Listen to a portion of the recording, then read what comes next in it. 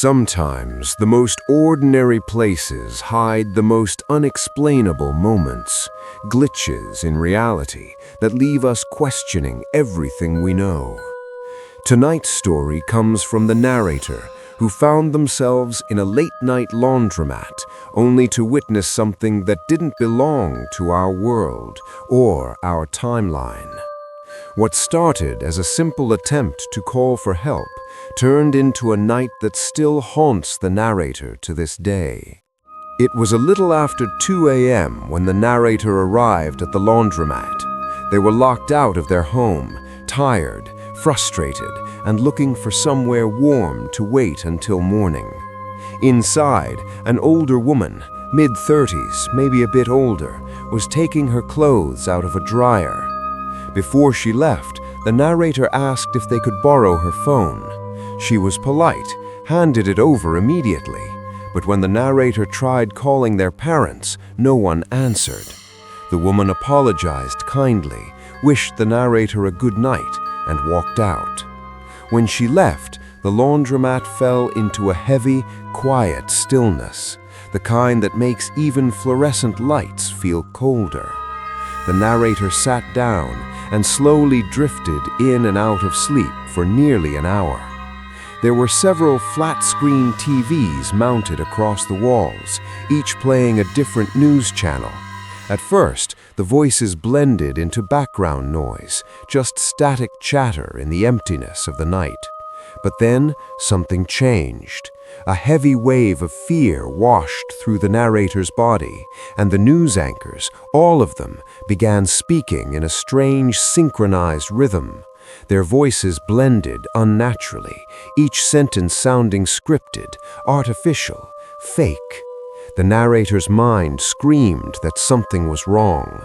Panic kicked in. They rushed outside, but the moment they stepped out the door, everything felt even stranger. The parking lot, full when they arrived, was suddenly completely empty. Not a single car, not a single person, just the freezing air cutting through their clothes. They only made it about 30 feet before hearing the sound of an engine pulling in behind them. A small, old-school station wagon rolled into the lot and stopped directly in front of the laundromat. A man stepped out from the passenger seat. He looked like someone from another decade. Jeans, a plaid shirt, old Converses. He didn't wave to the driver. He didn't glance back at the car.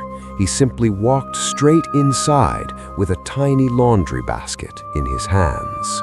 And then the station wagon drove off immediately. The narrator, desperate to call their parents again, ran back inside to ask the man if they could borrow his phone. But the moment they stepped in, the laundromat was wrong again. The TVs still played their strange, eerie news broadcasts, but the room itself was completely silent. No machines running, no clothes tumbling, no footsteps, no man, and not a single sign of the small laundry basket he had carried. Thinking he might be in the bathroom, the narrator called out, "Hello?" Again. "Hello?" And again, but no answer, no sound at all. Suddenly, the coin machine rattled loudly, releasing coins as if someone was getting quarters, but no coins actually came out. The machine made all the noise, but produced nothing.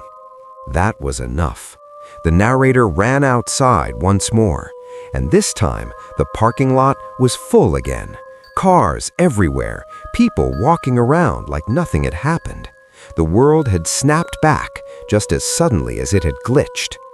To this day, the narrator has no explanation, no memory gaps, no dreams, no hallucinations, just a single night where reality seemed to twist, rewind, and distort around them, as if they slipped into a version of the world that wasn't entirely theirs. So what exactly happened that night? Was it a momentary slip into an alternate timeline? A glitch in reality? A lucid dream triggered by exhaustion? Or something far more paranormal? an encounter with a place caught between two different versions of itself. The mysterious stranger in 90s clothing, the empty parking lot suddenly refilling, the TVs speaking in eerie synchronization, the coin machine operating with no coins. Each detail adds another layer of strangeness, creating a puzzle with no clear solution. What do you think the narrator experienced that night? A glitch? A haunting? Time distortion? Let me know your thoughts in the comments below. And if you enjoy these real stories of the unexplained, make sure to like, subscribe, and turn on the notification bell so you never miss another deep dive into the strange and supernatural. Until next time, stay curious, stay safe, and remember, reality isn't always as solid as we think.